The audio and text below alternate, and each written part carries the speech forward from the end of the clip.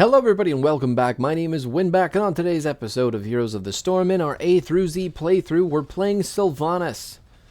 Sylvanas is going to round this week out for us, and she is going to be a pain in the ass, because I've never been good at this character, and everything about her is just so hard on my brain, I don't get it, but you'll see what I mean as we go on. It's a YouTube video after all though, so feel free to like, comment, subscribe your heart out, and we will get into this Alterac Pass game with Zeratul, Brightwing, Nazeebo, Sylvanas, and Hanzo versus Kira, Rhaegar, Vala, Asmo, and Genji. So, Genji already being a pain in my dick. That's alright. Oop! Time to zip away from there. Big zombie wall. And the Kira goes down for the first blood. Fantastic stuff. Off to a good start. Hopefully it stays that way.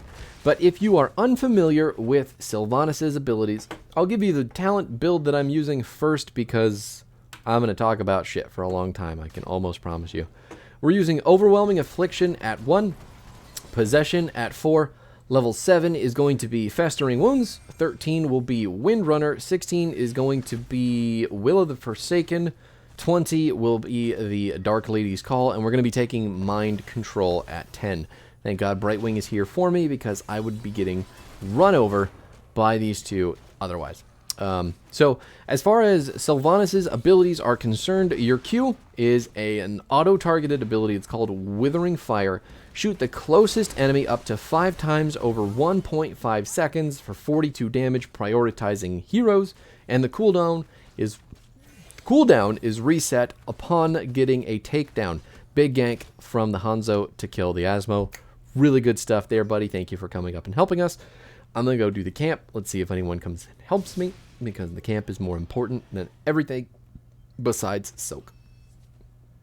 Doesn't look like I'm going to get any assistance whatsoever, so here we go.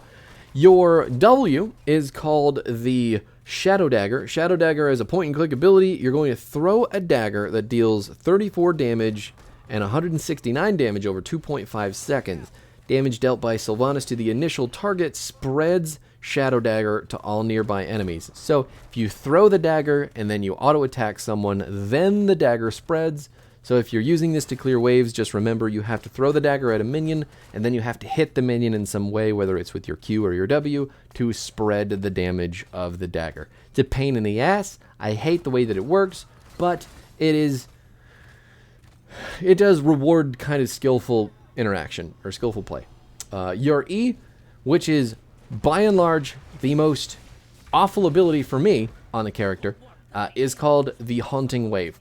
Haunting Wave throws out a bunch of banshees in a cone, and then when you hit the ability again, you are going to teleport, or no, you're going to unstoppably dash to the point that the banshees have crawled to. Oh, that's a big zombie wall. I'm chasing the wrong person. I should have killed the Kira. Oh my god, she still dies. Thank you, Nazeebo. I'm so sorry I was not paying attention to what you were doing. That is 100% my bad, and you can see how much I suck at this character because I'm just not looking. Now, Haunting Wave, the reason I hate it so much is because of the travel time of the Banshees, number one. And then just the clunkiness of the ability, especially once you get 2 casts of it. You have to hit the E button again to travel to the Haunting Wave, and then if you tap it too many times, once you get the second cast of the Haunting Wave, it's you can fuck shit up on yourself really quickly, which kind of sucks. And that's just a reason that I hate it. You really have to be able to predict what's going to happen in order to safely escape with the Haunting Wave, or you have to have enough space with which to make your escape, because Haunting Wave, you clearly see the trajectory that it's going on, so if enemies are paying attention to where it's going, they will attack where the Haunting Wave is going, not where you yourself are going. And if you put yourself in a dumb position to begin with, there's a lot of problems with getting out. So it's a very easily countered mobility spell, but ultimately it is a mobility spell at that, even though it does do a wee bit of damage. That being said, though, it is It is a pain in the ass a lot of the time for, you know, kind of unknowing, unknowledgeable players to play against. It's good. Not only that, but we've taken some talents this time around. Nice damage from the Zeratul. Just instantaneous ball of death. Love it. Can we get the Asmo as well? Did indeed. Kill him. The Kira looks like she's next on the list, but we just lost our Hanzo, so there's only so much that we can do here. Zeratul is inside. I'm trying to kill people. The Withering Fire was not hitting the person I wanted it to. I'm not going to be able to get the kill on Rhaegar, and Zeratul's going to die to the Genji on the other side of the fight. So there's just all sorts of bad shit happening, and I, again, am not playing very well. I don't know why it took me so long to pick up that globe. Please don't die. Okay, he's dead. Nothing we can do there. Your trait is called Black Arrows. This is, well, it's a two-part trait. You've got Black Arrows and you've got Banshee's Curse. So Black Arrows is an activatable trait. It's on a 40-second cooldown. You hit your D button to stun all minions and stun all buildings that are either auto-attacked or hit with one of your abilities. So, in doing that, Sylvanas can push super hard. She can turn off all of the retaliation from one minion wave into your minion wave, which is really good for clearing, keeping your wave alive, and creating these really, really big pushes. And then you couple that with possession, and just like that, the minion wave just explodes in usefulness. Everything just starts pushing really, really hard. And then if the buildings are off, there's nothing to kill the minions that do triple damage to the building. So it's kind of like, oh my god, Brightwing got sliced to pieces. Vala also dying. Still that weird skin bug that stretches all over the place when her body goes flying. But, ooh. Nice wall for the Asmo. We've lost our Zeratul. Can we get the traded kill? He goes down. The enemy team has not picked their ultimates fast enough. Not that it would have helped Asmo in the slightest, but either way, can we desync the objective? Brightwing is coming in. I've got the big heal. Genji's been polymorphed, slammed by the Gargantuan, and Brightwing's going to take that. Ooh. And the Ancestral Heal does not hit either. Fantastic stuff, team. Way to go. Good recovery. We're doing our best. And then Mind Control is our level 10. I know that Wailing Arrow is so good. I mean, it's a huge ranged AoE silence that does a bunch of fucking damage. Mind Control is so much fun. It's this giant shadow Hadouken that he's still dead. There's no way he lives there. Yeah, he's dead. Just gigantic shadow Hadouken that you throw out is going to hit someone and ranged taunt them towards you. So whoever gets hit by Mind Control is going to be slowed by 30%. They are going to walk towards Sylvanas for 1.75 seconds, and you're going to apply the second part of your trait, which is the Banshee's Curse, all 3 stacks. So Banshee's Curse, once you have 3 stacks on a target, which you apply with your auto attacks, you are then going to deal 25% more damage to the enemies with 3 stacks on them. So immediately, if you hit someone with Mind Control, you're going to be doing 25% more damage to them. Oh my god. Oh, I'm so dead. I'm hyper dead. There's just nothing I can do. I've been killed. Goodbye, cruel world. I was trying to rotate down to get to my team, which was all pushing in the middle lane with that for some reason, because I have my trait, and we should be pushing with me. But the enemy team was just waiting for my rotation and killed me dead. So, a little sad about that. At the same time, a little bit more sad about the fact that my team is just ready to leave me off in the top lane by myself, like I'm some kind of split pusher or some shit. Which is probably what most Sylvanas do anyway, so what do I know? Nazebo dying on the bottom side of the map, trying to do the thing that I didn't want to do, and is killed. Our objective phase really just not getting much. The enemy team looks like they're going for the boss. That is not something that we can really stop them. But Vala's in the top side, so maybe they are getting it. I mean, if they have 4 people on it, right? Who knows? Still taking forever to deal with this camp. Yep, there's the boss. Unfortunate. But Vala's going to die on the top side of the map, so it's less bad for us, for sure, because the enemy team can't fully commit to this boss push. And it should be pretty easy to take out. Not super sure why Rhaegar is running away after he's been hit with the mind control, but whatever, that's fine, I guess. No, it's not fine. I don't like what... I think it was trying to walk around the wall, but really what I wanted him to do was just, like, face plant into the wall walking at me. So that's... whatever. 2 people dead anyway. Just had to get everybody down here to stop the AFK push from the enemy team. Now, since we've gotten all of the abilities out of the way, we can finally talk about the build that I'm using for Sylvanas here. At level 1, we're taking Overwhelming Affliction. My apologies, again, we didn't take Windrunner at 13. We're taking Remorseless. Because I don't remember what I'm doing when I'm playing this character. Overwhelming Affliction, though, is going to slow people hit by your Banshee's Curse, which is the stacks. And once they're at 3 stacks, they're going to be slowed by 15%. On top of that 25% damage extra that we're doing to them, they're also going to take 1% of their maximum health every time that we auto-attack them while they have 3 stacks up. So, if you hit someone with a mind control and auto-attack them 3 to 5 times while that's going, you've just taken 3 to 5% of their maximum health off, which is really good against tanks, against beefy characters like Asmo. Even Rhaegar to some extent isn't going to love that, but the percentage damage is really strong, and the slow isn't anything to balk at either. Ooh! Almost got her with the mind control. The good news, too, is that mind control is only on a 40-second cooldown, which is stupid good. Nice ice block from the Brightwing, who's still going to die to the Dragon Blade, but my god, that was... You don't often see Brightwings make good use of the phase out. I think there's other talents at that tier that you take that are better anyway, but I'm not a Brightwing player, so it's really cool to see that happen. Nazebo.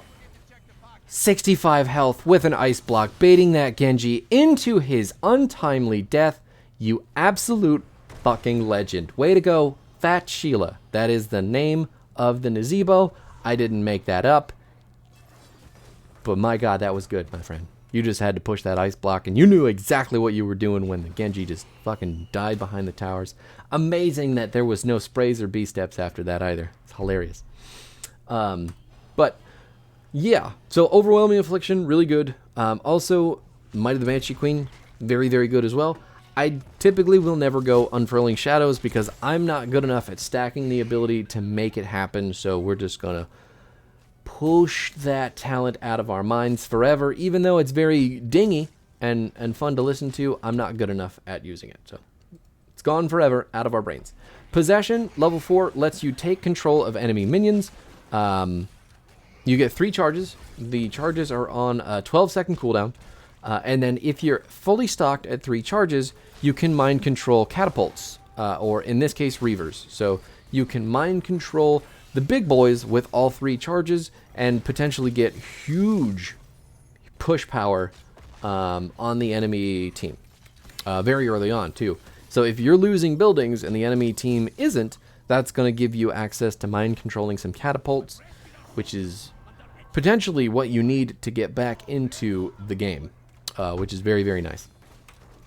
Then your 7 talent Festering Wounds increase Haunting Wave's damage by 15%. That's kind of whatever.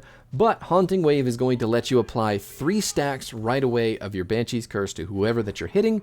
So that automatically means that anybody that you auto-attack that's been hit by the Haunting Wave is taking percentage damage and they're going to be slowed. And that's really strong for a ranged damage dealer. So being able to apply that passive really fast is really important.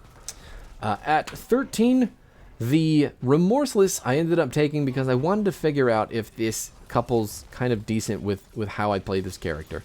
I need to get away. We've got the movement speed and the unstoppable. Perfect. I don't die, but Vala does, so we'll call that a win.